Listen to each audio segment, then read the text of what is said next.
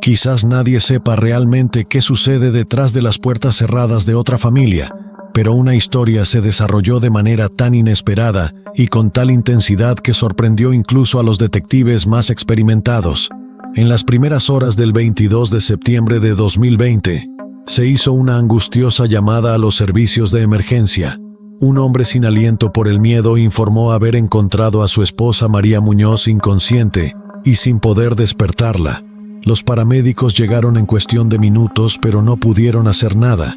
María ya se había ido, pero detrás de la aparición de una tragedia repentina, se esconde una historia oscura y compleja, mucho más inquietante de lo que cualquiera podría haber imaginado. La historia de María Muñoz comenzó como un cuento de hadas con todo indicio de que tendría un final feliz, pero algo salió mal. Ella tuvo éxito en su carrera y se convirtió en una esposa y madre feliz, pero en algún momento su esposo comenzó a salir con alguien más y no quería dejar ir a ninguna de las dos mujeres.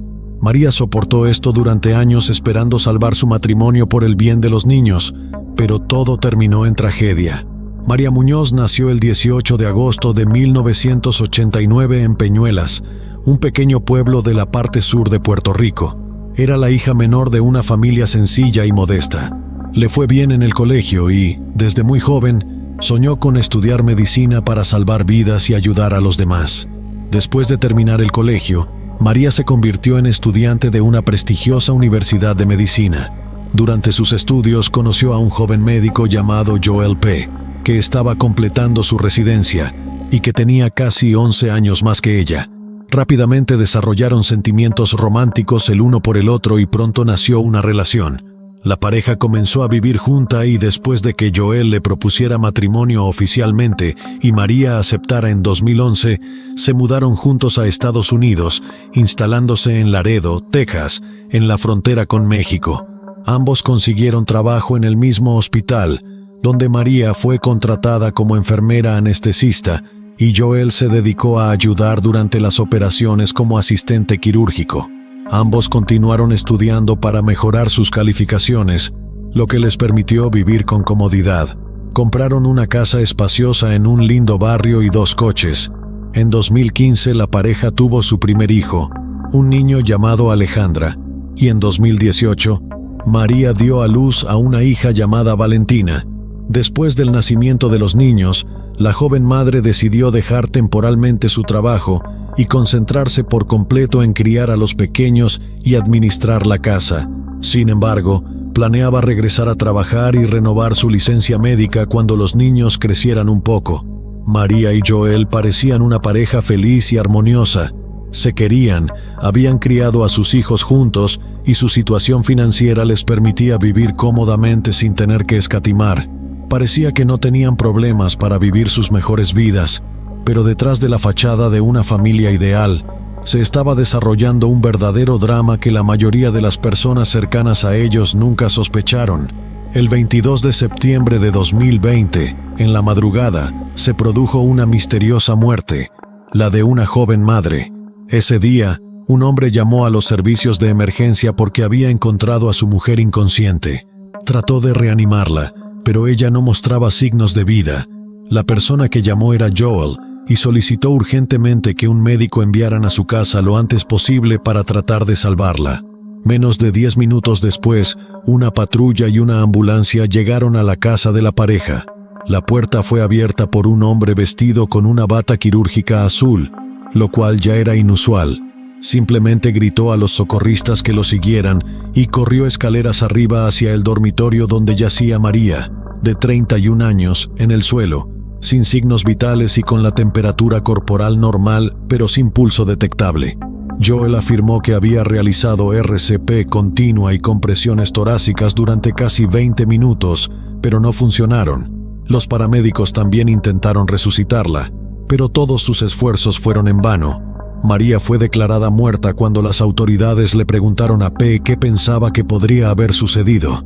Él sugirió que su esposa podría haber recibido un fuerte golpe o haber ingerido una dosis letal de un medicamento. Los paramédicos le preguntaron inmediatamente si su mujer había consumido alguna sustancia restringida, pero Joel lo negó y enfatizó que ella nunca había hecho eso. Sin embargo, Admitió que María había estado luchando recientemente contra una depresión y ansiedad graves y que un médico le había recetado un medicamento. Joel especuló que su mujer podría haber tomado accidentalmente una dosis letal del medicamento. Rápidamente, agregó que también era posible que María, en un estado de profunda angustia y depresión, decidiera terminar con su propia vida. Joel mencionó que ella había tratado este tema en una conversación el día anterior, pero que él no le había tomado en serio. La policía le pidió que les mostrara la medicación que María había estado tomando. Fue al baño y regresó con un frasco de pastillas casi lleno, lo que llamó la atención. Los agentes lo consideraron extraño, ya que, en los casos en que alguien se suicida por una sobredosis de medicamentos, es inusual que las pastillas se guarden cuidadosamente después, pero no había botellas vacías, blísteres ni recipientes visibles cerca del cuerpo, o en cualquier lugar de la habitación donde se encontraba la botella que presentó Joel. Estaba casi lleno, lo que sugería que, si María había tomado alguna pastilla, la cantidad era muy pequeña y era poco probable que esa dosis fuera fatal, pero aún no se podía concluir nada con certeza. Para obtener respuestas, sería necesaria una autopsia y un informe toxicológico que determinaran qué había en su sistema en el momento de la muerte, mientras los paramédicos intentaban reanimar a María y la policía examinaba la escena. Alejandro, de 5 años, y Valentina, de 2, dormían pacíficamente en una habitación cercana, completamente ajenos a la tragedia que se desarrollaba a solo unos pasos de distancia. Joel mencionó que ya había contactado con sus familiares, que estaban preparados para cuidar de los niños temporalmente hasta que todo se solucionara. ¿Qué le pasaba a Joel? A pesar de todos los esfuerzos, el equipo médico no pudo salvar a la joven, que era madre de 2 hijos. La verdadera causa de su fallecimiento seguía siendo desconocida, pero la policía necesitaba interrogar minuciosamente a usted, la única persona que había estado presente durante el incidente. El viudo afligido se convirtió inmediatamente en el principal sospechoso del caso. Joel fue llevado a la comisaría para ser interrogado, y todos los que lo vieron ese día notaron su inusual comportamiento errático. Por supuesto, podría haber sido atribuido al shock y el dolor de la pérdida, pero casi todo en él parecía sospechoso, desde su apariencia y ropa hasta sus palabras y gestos. Por un lado, estaba sudando profusamente tanto que su ropa estaba empapada y pegada a su cuerpo. En segundo lugar, ¿por qué llevaba bata quirúrgica? ¿Por qué estaba en casa en mitad de la noche, cuando ni siquiera estaba programado para trabajar? En tercer lugar, sus movimientos eran frenéticos y exagerados, como si estuviera nervioso. Saltaba constantemente de su asiento como un títere con hilos. Además, sus declaraciones eran dispersas e inconsistentes, lo que aumentaba aún más las dudas. Todo esto llevó a las autoridades a sospechar que podría haber estado bajo la influencia de sustancias que provocan sudoración excesiva y agitación nerviosa. Además, Joel parecía no darse cuenta de que estaba jugueteando con algo pequeño y arrugado en su mano, que resultó ser un embalaje de aguja de catéter del tipo que normalmente se usa para inyectar sustancias en venas más pequeñas. Cuando los oficiales le preguntaron qué era, Joel respondió casualmente que era simplemente basura. Otro detalle extraño fue que Joel cogió y escondió discretamente el frasco de pastillas que le habían recetado a su mujer, uno que previamente había traído del baño para mostrárselo a la policía. Cuando le preguntaron dónde estaba la medicación, fingió sorpresa y afirmó que no lo sabía. Sin embargo, los agentes llevaban cámaras corporales y uno de ellos había grabado el momento en que Joel se guardó silenciosamente la botella en el bolsillo. Cuando le mostraron las imágenes, Joel parecía avergonzado y finalmente le entregó el medicamento diciendo que podría haberlo tomado inconscientemente debido al susto. Joel comenzó entonces a explicar que él y su mujer habían estado pasando por una mala racha, manteniendo el equilibrio al borde del abismo. Admitió que no habían vivido juntos durante varios meses, pero casi nadie entre sus familiares, amigos o colegas lo sabía. Según él, esta situación se había producido por los problemas de salud mental de María y su carácter opresivo. Afirmó que visitaba la casa con frecuencia para mantenerse en contacto con la familia. El viudo declaró que los niños, a quienes extrañaba mucho, eran también una prioridad para él, y que estaba tratando de reconciliarse con María para salvar su matrimonio. El viudo también afirmó que la noche anterior al trágico incidente había ido a ver a su familia, había pasado tiempo con los niños y, después de que se fueran a la cama, según él, tuvieron una larga conversación, se reconciliaron y luego tuvieron intimidad. Afirmó que después fue a darse una ducha y al regresar al dormitorio la encontró inconsciente. Al principio pensó que se había quedado dormida, pero cuando se dio cuenta de que no respondía y había dejado de respirar, llamó inmediatamente a los servicios de emergencia y comenzó a intentar reanimarla. No podía explicar por qué había estado usando batas quirúrgicas en casa esa noche. La autopsia no arrojó respuestas claras. No había signos visibles de lesión o lucha en su cuerpo, por lo que había pasado mucho tiempo antes de que llegaran los médicos. Su cuerpo aún estaba caliente, pero toda la situación y las circunstancias resultaban muy peculiares. Inicialmente había 3 explicaciones posibles: un acto voluntario, un accidente trágico o un crimen deliberado que aún no se podía descartar. Joel insistió en que, en esa fatídica noche, él y su mujer habían mantenido relaciones sexuales aproximadamente media hora antes del incidente, pero los expertos no encontraron ninguna prueba en el cuerpo de María que respaldara esto, por lo que parecía que Joel había mentido. Tal vez quería dar la impresión de que se habían reconciliado y planeaban volver a estar juntos. No obstante, la autopsia reveló que el estómago de María estaba vacío, pero si se cree el relato de Joel, ella había tomado medicación mientras estaba en la ducha. Según él, la ducha no duró más de 10 minutos. Después intentó reanimarla y llamó a los servicios de emergencia, pero María ya se había ido. Ningún medicamento puede disolverse o actuar instantáneamente para causar la muerte de una mujer joven y sana. Aún así, los expertos afirmaron con seguridad que la causa de la muerte fue una intoxicación por una sustancia desconocida que provocó una grave intoxicación respiratoria. La insuficiencia y la parálisis afectaron al músculo cardíaco. El médico forense notó una pequeña marca de punción en el interior del brazo de María, cerca del codo, que se asemeja a una inyección precisa con una aguja muy fina. Sin embargo, la punción se produjo en el brazo derecho, en un lugar que María no podría haberse inyectado ella misma, por lo que fue necesario realizar un análisis toxicológico detallado para determinar la causa exacta de la muerte de la joven madre, lo que llevó tiempo. Cuando la policía informó a Joel de que necesitaban realizar una búsqueda en la casa y le pidió su consentimiento, se puso visiblemente ansioso. Dijo que su esposa era una persona muy modesta y reservada y que no le hubiera gustado que nadie revisara sus pertenencias. Agregó que no era necesario si simplemente hubiera decidido poner fin a su vida. Sin embargo, las autoridades no estuvieron de acuerdo y señalaron que la causa exacta de la muerte aún no se había determinado, y por lo tanto, se estaban considerando todas las posibilidades, incluido el juego sucio. Además, mencionaron que, de todos modos, se obtendría una orden de registro pronto para que Joel pudiera facilitar las cosas y agilizar el proceso dándole su permiso. Sin otra opción, Joel aceptó a regañadientes, aunque claramente estaba tenso. Parecía que tenía la intención de regresar a casa después del interrogatorio para ordenar y posiblemente ocultar cualquier evidencia, como ya había intentado hacer con el frasco de pastillas. En particular, se tomó la decisión de no dejarlo salir hasta que se investigaran completamente todas las circunstancias. Las peculiaridades comenzaron casi de inmediato cuando se inspeccionó la escena.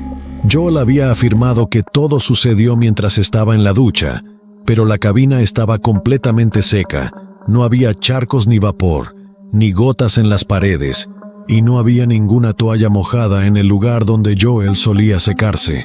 Además, el botiquín estaba ubicado en la misma habitación donde supuestamente Joel se estaba duchando, por lo que María habría tenido que tomar el medicamento en silencio, consumir una dosis fatal y luego devolver el frasco al estante sin que Joel se diera cuenta.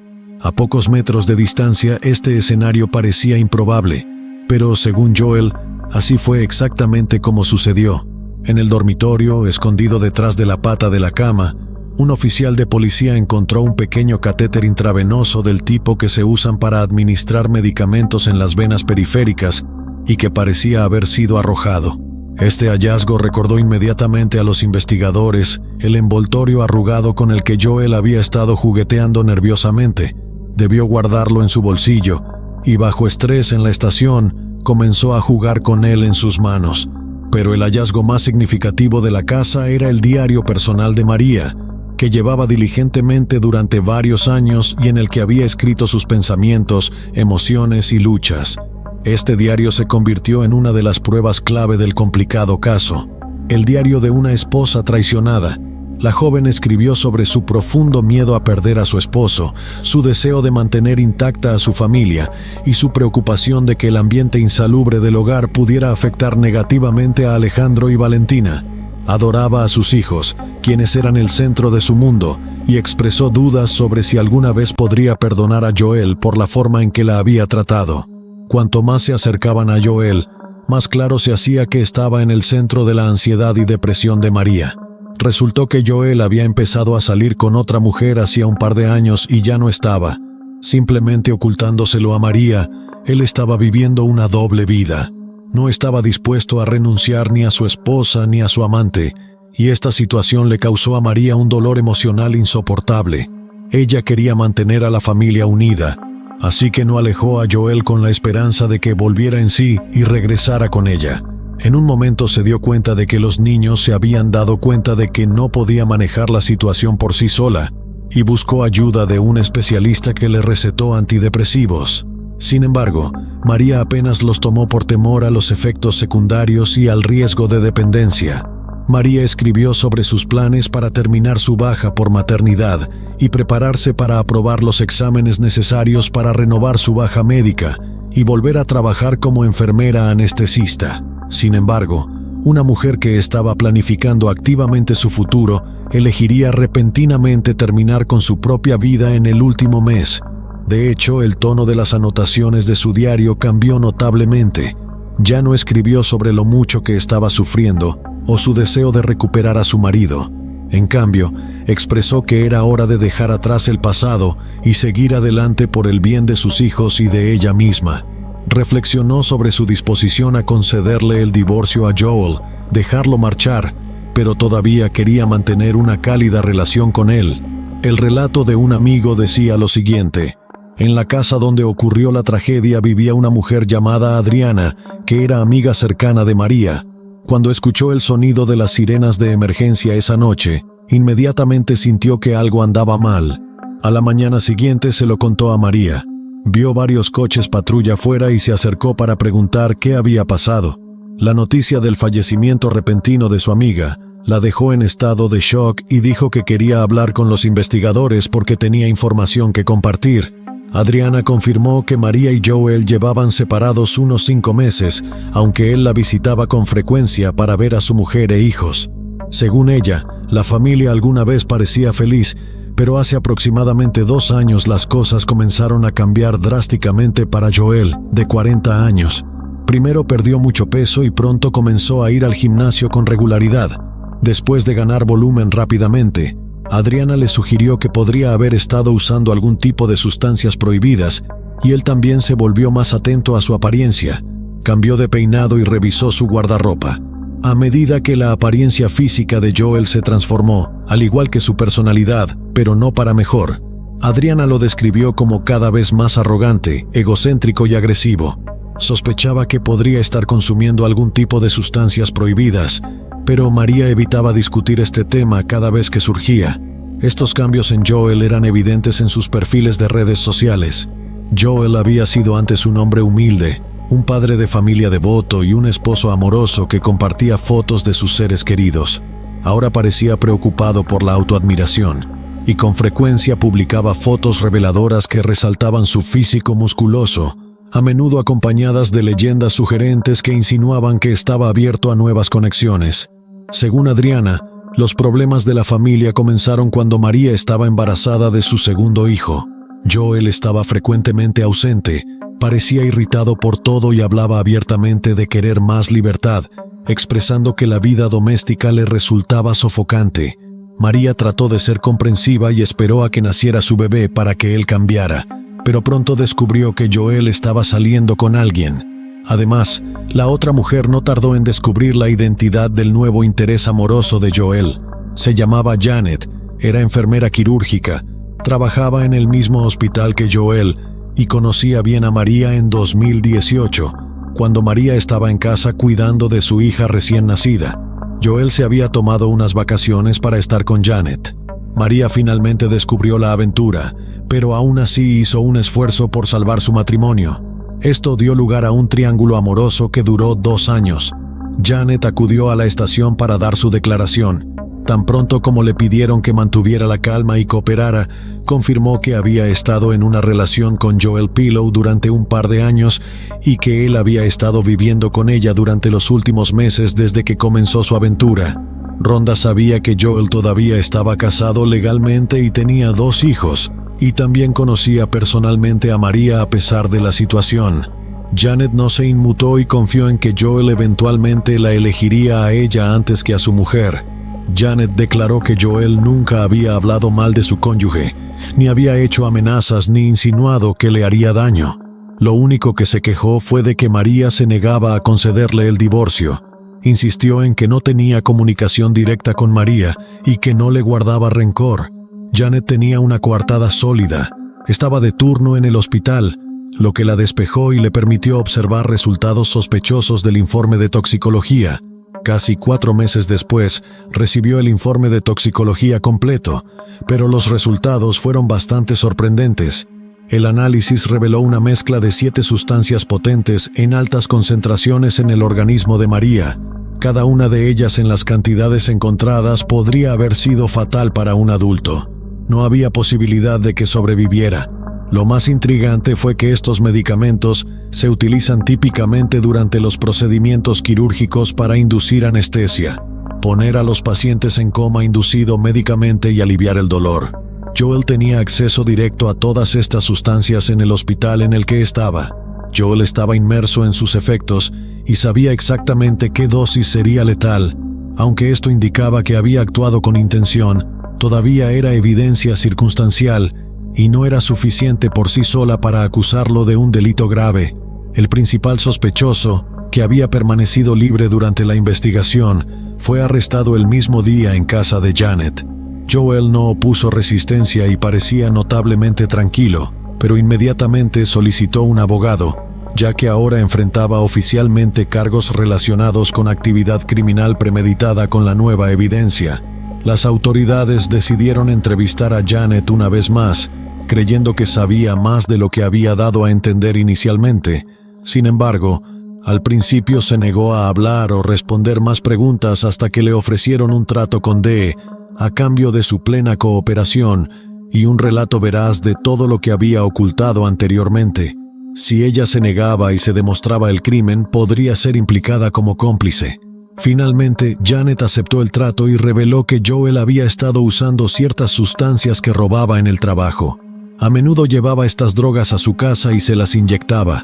Experimentaba un estado de euforia y las sustancias tenían efectos similares a los de las drogas prohibidas. Logró recordar 5 de ellas. Todas ellas se encontraron en el cóctel mortal presente en el sistema de María. El testimonio de Janet, combinado con los resultados de la toxicología, fue suficiente para llevar el caso a juicio y reconstruir los acontecimientos de la noche fatal. Durante su entrevista, Janet reveló que, el 21 de septiembre de 2020, mientras Joel se preparaba para visitar a su mujer, hizo un comentario peculiar. El futuro de María dependería de su conversación. La noche en que Joel no quería divorciarse, le gustaba mantener 2 hogares, donde lo recibían 2 mujeres, ambas temerosas de perderlo. Además, un divorcio significaría dividir los bienes con María y pagar una importante manutención de los hijos. Los investigadores teorizaron que Joel y María hablaron, pero ella se mantuvo firme en su decisión de terminar el matrimonio. Fue entonces cuando él pudo haberla engañado para que ingiriera algo, y cuando ella empezó a sentirse mal, se ofreció a ayudarla inyectándole una dosis letal varias veces superior a la que le habría administrado. Actuó con decisión y, cuando ella dejó de respirar, esperó hasta que llegaron los servicios de emergencia. Este escenario explica la ausencia de lucha en el cuerpo de María y la ausencia de cualquier signo del encuentro íntimo que Joel afirmó que había ocurrido. Si le hubiera administrado la inyección en el brazo izquierdo, podría haberse interpretado. Como María era diestra, no habría podido insertar un catéter en una posición tan incómoda en su brazo dominante. El juicio y el veredicto contra Joel P. comenzó en marzo de 2023, 2 años y medio después del trágico incidente. Fue un caso difícil porque los argumentos de la fiscalía se basaron principalmente en pruebas circunstanciales, y sin el testimonio de Janet, Joel podría haber evitado cualquier consecuencia legal.